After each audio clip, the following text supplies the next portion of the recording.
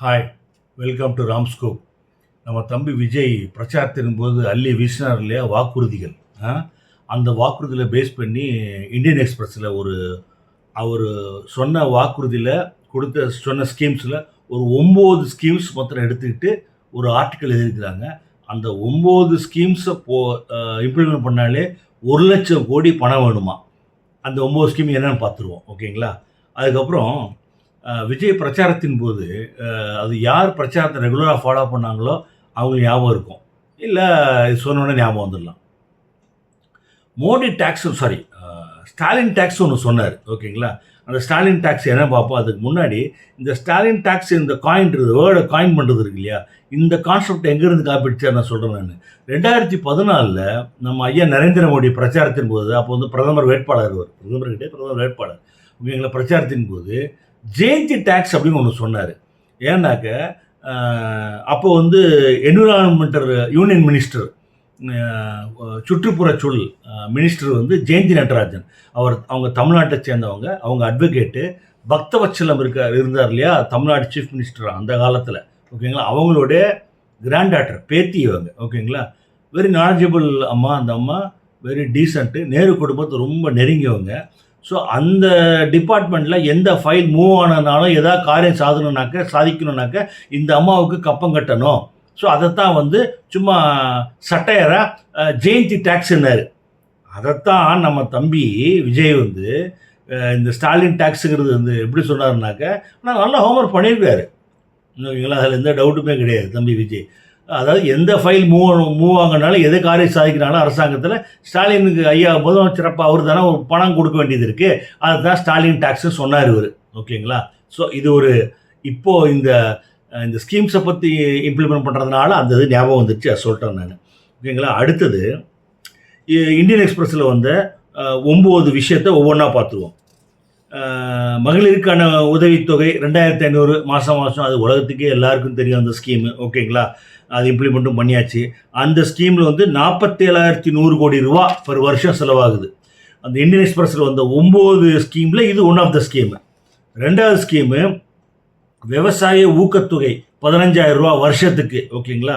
அது பார்த்தீங்கன்னாக்கா அது எஸ்டிமேட்டட் காஸ்ட் வந்து 11,910 crores, அதாவது 11,910 கோடி ரூபா ஆகுது. 2. 3வது வந்து 6 ஃப்ரீ எல்பிஜி சிலிண்டர்ஸு வருஷத்துக்கு. ஓகேங்களா? அது எஸ்டிமேட்டட் காஸ்ட் வந்து 9,990 கோடி ரூபா. ஓகேங்களா? 4வது ஃபார்ம் லேபர்ஸு, பண்ணை கூலியாட்கள் இருப்பாங்க இல்லையா, அவங்களுக்கு வந்துட்டு 10,000 ரூபா வருஷத்துக்கு. அது எஸ்டிமேட்டட் காஸ்ட் வந்து 9,600 கோடி ரூபா. ஓகேங்களா? அதுக்கப்புறம் வந்து எஜுகேஷனல் கிராண்ட் டு மதர்ஸு, அதாவது இந்த பசங்களை படிக்க வைக்க முடியாமல் போன ஒரு ஊக்கத்தொகை ஒன்று சொல்லியிருந்தார், அது ஞாபகம் இருக்குன்னு நினைக்கிறேன். 15,000 ரூபா வருஷத்துக்கு ஒரு ஒரு ஒரு ஒரு ஒரு குழந்தையோட பெற்றோருக்கு, அம்மாவுக்கு. ஓகேங்களா? அது பார்த்தீங்கன்னாக்கா 8,438 கோடி ரூபா வருது. அடுத்தது 6வது யூத் இன்டர்ன்ஷிப் ஸ்டைஃபண்டு. ஓகேங்களா? அதாவது கிராஜுவேட்ஸ்க்கு 10,000 ரூபா மாதம், ஐடிஐ டிப்ளமா படித்தவங்களுக்கு 8,000 ரூபா மாதம். இதனோட காஸ்ட் பார்த்தீங்கன்னாக்கா 5,400 கோடி ரூபா வருது. ஓகேங்களா? அதுக்கப்புறம் அன்எம்ப்ளாய்மெண்ட் கிராண்ட், அதாவது வேலையில்லா பட்டாதாரர்களுக்கு ஊக்கத்தொகை மாதம் 4,000 ரூபா பெர் மந்த்து. அதனோட இது வந்து 4,000 வருஷத்துக்கு எஸ்டிமேட்டட் வந்து 4,800 கோடி ரூபா வருது.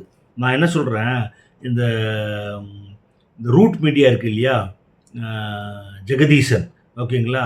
அவரை வச்சு பேசாமல் ஒன்று பண்ணலாம். என்னன்னாக்கா, எல்லா யூத்துக்கிட்டேயும் கொண்டு போய் இதே மாதிரி அண்ணன் விஜய் வந்து ரொம்ப கஷ்டப்பட்டார், எங்களுக்கு எதுவுமே வேண்டாம், அதாவது வேலையில்லா பட்டாதார ஊக்கத்தொகை வேண்டாம், யூத் இன்டர்ன்ஷிப் ஸ்டைஃபண்டும் வேண்டாம், அப்புறம் நாங்கள் எங்கள் பேரண்ட்ஸ்கிட்ட சொல்கிறோம், மாதம் 2,500 வேண்டாம், சிலிண்டர் வேண்டாம், அது வேண்டாம், நீங்கள் ஆட்சி செஞ்சாலே போதும் அப்படின்னு சொல்லிட்டு நீங்கள் இந்த ரூட் மீடியா மூலியமாக ஸ்ப்ரெட் பண்ணி விட்டீங்கன்னு வச்சுக்கோங்க.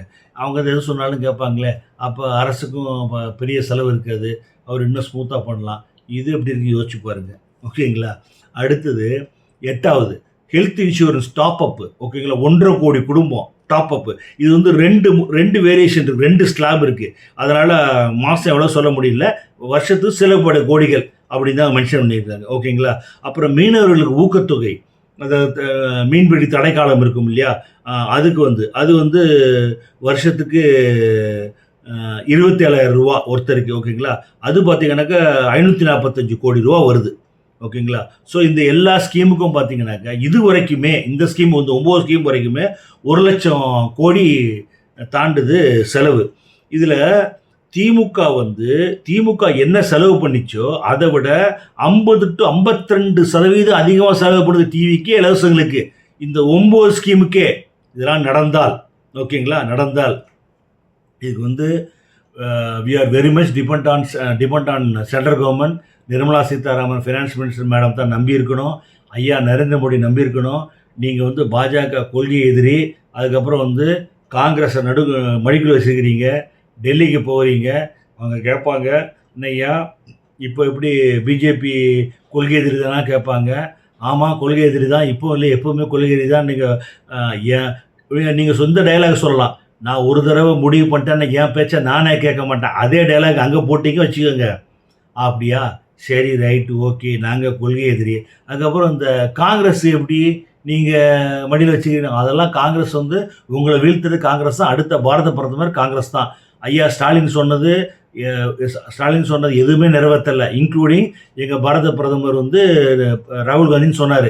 இப்போ நான் சொல்கிறேன், ராகுல் காந்தி தான் பாரத பிரதமர். பாருங்கள், அந்த மாதிரி பேசுனீங்கன்னாங்க பப்பு வேகாது. நார்த் இந்தியன் பாலிடிக்ஸ் வேறு மாதிரி இருக்கும். நீங்கள் இனிமேல் தான் பார்க்க போகிறீங்க. ஓகேங்களா? இதில் பணக்கருப்பையா ஒன்று சொன்னார். ஓகேங்களா? அதில் ரொம்ப முக்கியமான விஷயம். அவர் என்ன சொன்னார்னாக்க, கனிம வளங்களையும் இந்த மணல் கொள்ளையும் நிப்பாட்டிட்டு அது வரக்கூடிய வருமானத்தை எந்த லஞ்ச லாபம் இல்லாமல் ஸ்ட்ரெயிட்டாக அரசு கஜானாக்கு கொண்டு வந்தால் தம்பி விஜய் நினச்சதெல்லாம் செய்ய முடியும் அப்படின்னு சொன்னார். அவர் சொன்னது, அவர் வந்து விஷயம் தெரியாத ஆள் கிடையாது. ஒரு நாலேஜ் உள்ள ஆள். அரசாங்கம் எப்படி நடக்கும் எல்லாமே தெரியும் அவருக்கு. அம்மா ஜெயலலிதா அம்மா பீரியடில் வந்து அவர் எம்எல்ஏவாக இருந்தார். ஓகேங்களா? கலைஞர் குடும்பத்தை கடுமையாக தாக்கி பேசுவார். கமல் சார் கட்சி ஆரம்பிப்பது ஞாபகம் இருக்கா உங்களுக்கு? கமல் சாரே விழுந்து சிரிச்சார் ஃப்ரண்ட் ரோவில். அதெல்லாம் பார்த்தோன்னே திமுக காலி நினச்சான், ஒன்றும் ஆகலை. ஓகேங்களா? ஸோ அந்த மாதிரி ஆனால் இவர் உண்மையிலே இவர் தான் சொன்னார், விஜய் ஆட்சியை கலைச்சிட்டு ரீஎலெக்ஷன் போகணும். ஏன்னாக்க இந்த மாதிரி ஊழல் சக்திகள் அதிமுகவுடைய அந்த ரெபல்ஸ் வெளியே வந்தாங்களே, அவங்கள வச்சு ஆட்சி பண்ணுறதை விட நீங்கள் வந்து ரீஎலெக்ஷன் போயிட்டீங்கன்னாக்க 200 தாண்டி வந்துடுவீங்க, நல்ல ஆட்சி கொடுக்கலான்னாரு. உண்மையோட சொல்கிறாரா? இது நல்ல அட்வைஸா? உண்மையிலே இது சாத்தியமா? இல்லை இவர் தான் தாவேக்கால ஜாயின் பண்ண போகிறாரா? ஏதாவது மினிஸ்ட்ரிக்கு போட்டு வச்சுருக்காங்களா? ஏன்னா அவங்க சீனியர் பீப்புள் தேவை. நல்ல வேலை நம்ம செங்கோட்டையன் வந்தார், இப்போ ஃபினான்ஸ் மினிஸ்டராக போட்டாங்க. இதெல்லாம் யாரை போடுவீங்க? ஆதவ அர்ஜுனா போட்டால் அவ்வளோதான், முடிஞ்சு போச்சு. ஸோ அது மாதிரி சீனியர் பீப்புள் எதிர்பார்த்துட்டு இருக்காத பேச்சு நடந்துட்டு இருக்கு. ஏன்னா தம்பி விஜய் பயங்கரமாக சப்போர்ட் பண்ணி பேசிகிட்டு இருக்காரு. அரசியலில் எப்போதுமே சப்போர்ட் பண்ணி பேசினாலும் யோசிக்கணும், திட்டுனாலும் யோசிக்கணும், எல்லாமே யோசிக்கணும். பின்னாடி என்ன இருக்குன்னு தெரியாது. ஆனால் ஒன்று மாத்திரம் தெரியுது, ஐயா நரேந்திர மோடியோட சென்ட்ரல் கவர்மெண்ட்டோட சப்போர்ட் இல்லாமல் நீங்கள் எதுவும் செய்ய முடியாது. இல்லை நீங்கள் வழக்கம் போல் சொல்லலாம், மாற்றாந்தாய் மனப்பான்மையோடு நடந்து கொள்கிறது ஒன்றிய அரசு, உருப்படாது அப்படின்னு சொல்லலாம். எப்படி செய்ய போகிறீங்கன்னு தெரில. பட் ஒன் திங், 2 சேலஞ்ச் இருக்குங்க உங்களுக்கு. இந்த எம்எல்ஏ இருக்காங்களே, அந்த அதிமுக ரெபல்ஸை உள்ள அமைச்சர்களை கொண்டு வந்தால் என்ன மாதிரி பிரச்சனை வரும்? அது அவங்க அமைச்சர்கள் கொடுக்கல, அவங்களுக்கு பணம் அடிக்க முடியலனாக்கா திரும்பி எடப்பாட்டே போயிடுவாங்க. அப்படி தான் எல்லோரும் சொல்கிறாங்க. ஏன்னா அப்படி தான் அது. ஓகேங்களா? அதுக்கப்புறம் சென்ட்ரல் கவர்மெண்ட் ஃபண்ட் இல்லாமல் ரொம்ப கஷ்டம். இது 2 எப்படி மேனேஜ் பண்ண போகிறீங்கன்னு தெரில. பாப்பா, let's go for the best, let's pray God, அவ்வளோதான். ஆனால் உங்கள் இன்டென்ஷன் நல்லது தான். அதை எப்படி செய்ய போகிறீங்க, நடைமுறை சாத்தியமாக என்னன்னு தெரில, பார்ப்போம். பாய்.